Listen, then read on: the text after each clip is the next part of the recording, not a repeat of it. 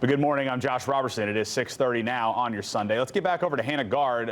Hannah, we got a lot going on here at home right now, but way out in the Atlantic, that right there is something to behold. Yeah, and it's starting to not be way out in the Atlantic. You can see it's quickly approaching the Lesser Antilles. This is a sight that you do not usually see in June. This is a very strong Category 2 hurricane. You can see now that the light is coming up.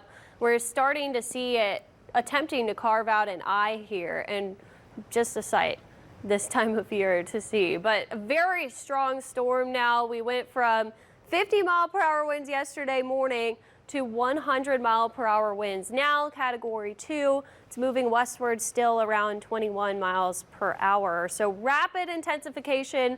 That means more than 35 miles per hour over a 24-hour period, and that's definitely happening. We're going to continue to see that occur as we go throughout the next 24 hours, and it's heading toward land now. So the Windward Islands, expecting a major hurricane to form by either late tonight or tomorrow morning, and then we'll see a Category 4 hurricane by very early tomorrow morning, and that is then expected to impact the Windward Islands. So if you know anyone vacationing in that area or you are planning to head out this weekend, you need to make alternative plans. This is going to be an incredibly dangerous storm impacting these areas.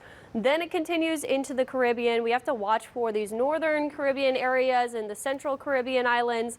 They're going to be right on the edge. The Dominican Republic and Haiti, Jamaica still in the cone there, Cuba, something to watch for. Although we do see some weakening from a major hurricane farther up in the northern Caribbean, it's still going to be a strong storm, a Category 2 hurricane headed toward the Yucatan. So if you're traveling to the Yucatan Peninsula for vacation for the 4th of July, make sure you have alternate plans for that too, in case we get down the road here and we do see those impacts. So this is a very strong hurricane for the time of year, very unusual. We have hurricane warnings in effect for most of the Windward Islands, St. Lucia, Barbados, and then tropical storm warnings for Tobago, Martinique, and tropical storm watch farther up to the north. The steering with this is high pressure up here to the north of it, and we have another high that's sitting over us right now. That's what's bringing us heat. So hopefully in the long term we see this high continue to stay fairly strong over us, because that will direct it more toward the west. So that's why you're seeing this westward shift of the cone. But notice we're not quite out of the woods here. I think over the next couple of days we'll have a better idea on the ultimate path of this storm. But definitely the Yucatan, the southern Gulf, something to watch for. This high pressure does seem to be pretty stagnant into the week ahead. Wind shear, that's why we see that downgrade from a Category 4 to a Category 3, then ultimately a Category 2. It's going to be dealing with a lot of that wind shear across the northern Caribbean, so that will help with some weakening.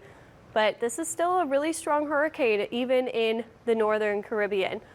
Very unprecedented to see a storm of this magnitude this time of year. These are major hurricanes that have formed in June. Notice most of them are over here in the Gulf and the Caribbean, where their formation point is.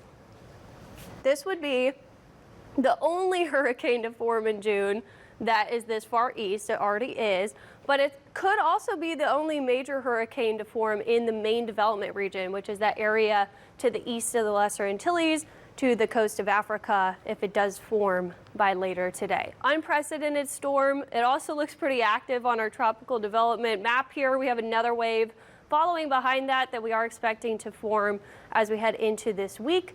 It's going to once again move toward the Lesser Antilles, same areas that are being impacted by Beryl. And then in the southern Gulf, we have a wave that we're watching moving over the Yucatan Peninsula right now. You can see it's starting to come together, moving over those warmer waters in the Bay of Campeche. This could become a tropical depression or maybe a tropical storm over the next couple of days. Then we see that dissipate. You can see the tropical moisture really stays south because of that area of high pressure.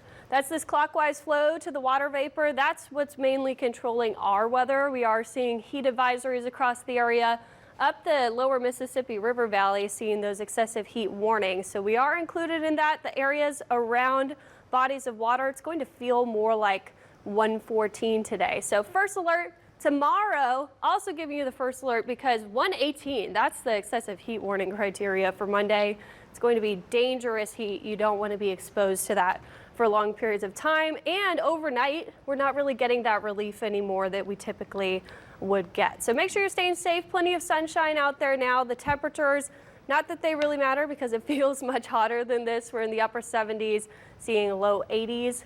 Our highs are going to get into the mid 90s, but again, each day with that humidity, it just feels like oppressive summertime heat. It's a hot start to your Monday going into the 4th of July at 96, but we know 96 is not what it will feel like. No, I know it's hard because you want to say the temperatures, they're not near record, but it's going to feel really, really hot. Now, we'll still get some of those afternoon showers and storms that we've been seeing each day, which is good news because they cool us off. Yeah.